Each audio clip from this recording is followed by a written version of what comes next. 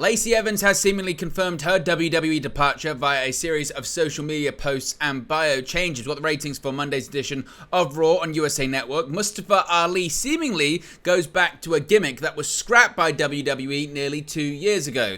The Judgment Day are set for mixed tag team action next week on NXT Heatwave. The D'Angelo family retain their NXT Tag Team Championships. Wesley will be challenging for the NXT Championship next week on Heatwave. Bobby Roode is now a producer backstage in WWE.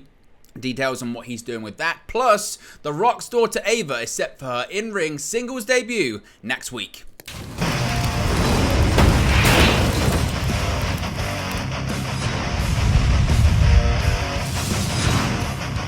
Hey guys, welcome back to Wrestling News 365. Hope everyone is doing very well. As always, there are plenty of news stories to get into in the world of World Wrestling Entertainment. Let's start off talking about Lacey Evans seemingly confirming her departure from WWE. Now, in the latest update on the situation, Lacey Evans now seems to have done all that she can to confirm her WWE departure.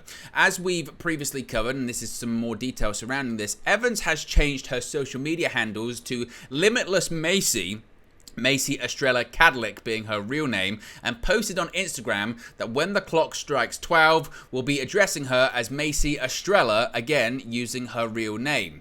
Well, after posting that, she's now updated her bios both on Twitter and Instagram to include, quote, FKA, formerly known as WWE superstar Lacey Evans. Now, all signs are absolutely pointing to Evans being on her way out of WWE, but there's been no official confirmation as of right now. WWE.com still has Evans listed on the current roster page as of this recording, which doesn't mean much considering it's never really updated in a timely way for things like this, but you can take it for what it's worth.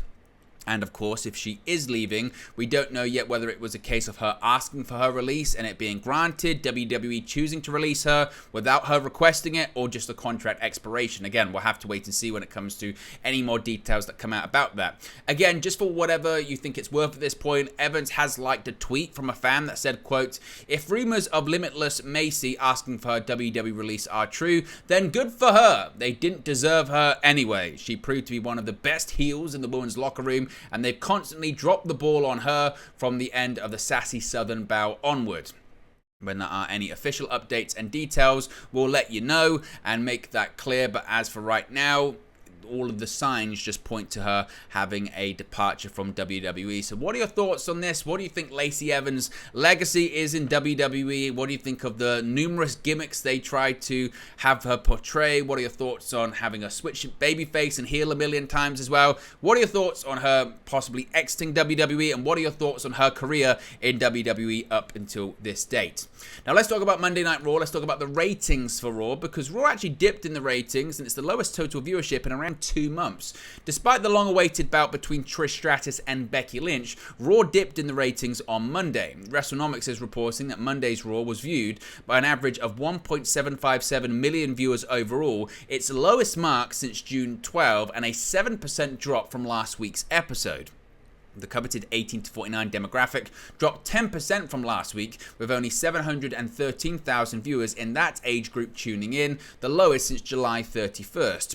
According to WrestleNomics, the highest rated quarter hour for Monday's episode was the post-match brawl between Rhea Ripley, Candice LeRae and Indy Hartwell, as well as the verbal showdown between Shinsuke Nakamura and WWE World Heavyweight Champion Seth freaking Rollins. The match between Otis and Gunther piqued the interest of the 18 to 49-year-olds, which gave a slight bump over the overall audience. The lowest rated quarter was the beginning of the show, with fans seemingly opting out of the Judgment Day's promo and the start of Sami Zayn's match with JD McDonough. Fans also appeared to look away from the show during the Lynch and Stratus match, which ended in a double countout.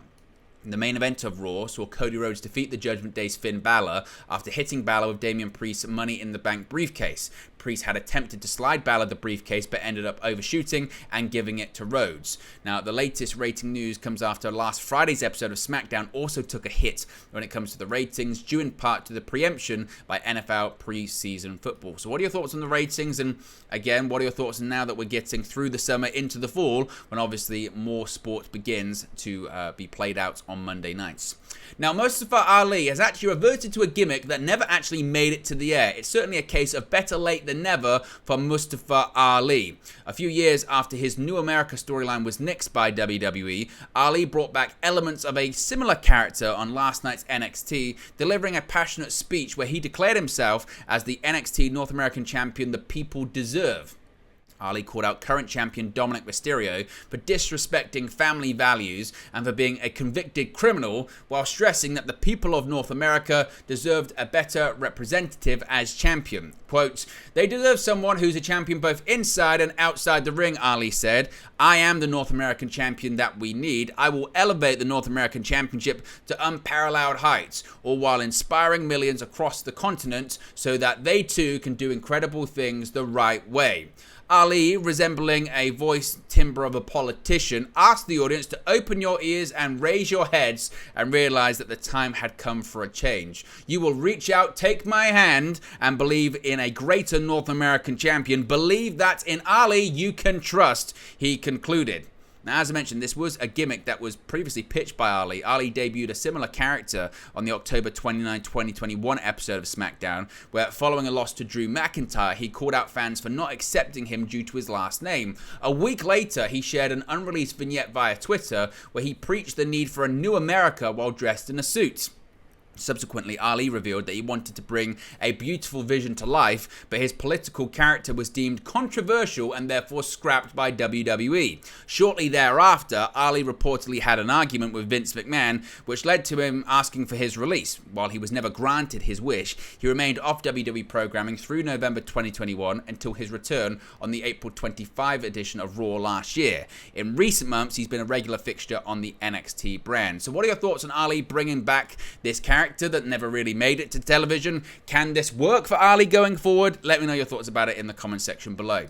Next week is NXT Heatwave, and several matches have been announced for the show. More matches for next week's NXT Heatwave special were announced on Tuesday night's episode, including a mixed tag team match and a new potential feud for Baron Corbin. Rhea Ripley called out Lyra Valkyria and Dragon Lee in a backstage promo, saying Valkyria should have been happy with Ripley's endorsement, but she had to go and kick Ripley in the face when they later crossed paths again. Ripley asked Dirty Dominic Mysterio how he felt about dropping into Heatwave next week and challenging Valkyria and Lee, who she said she hoped she could work as a team. Mysterio agreed and the challenge was set. Now, earlier in the night, Baron Corbin came out to the ring and said he ran Gable Steveson out of town at the Great American Bash and insulted the rest of the NXT locker room. That brought out Von Wagner and Mr. Stone. Corbin told Stone to give Wagner the microphone, but then doubled back and said, "Well, that's a bad idea." Corbin said that if Wagner wants to make it in the wrestling business, he has to learn how to talk and follow his example. Wagner said that next week during Heatwave, Corbin could come out with one of his 10 gimmicks and issued a challenge to the Lone Wolf. Wagner said he has a reservation for a table for one and Corbin's going to get tabled.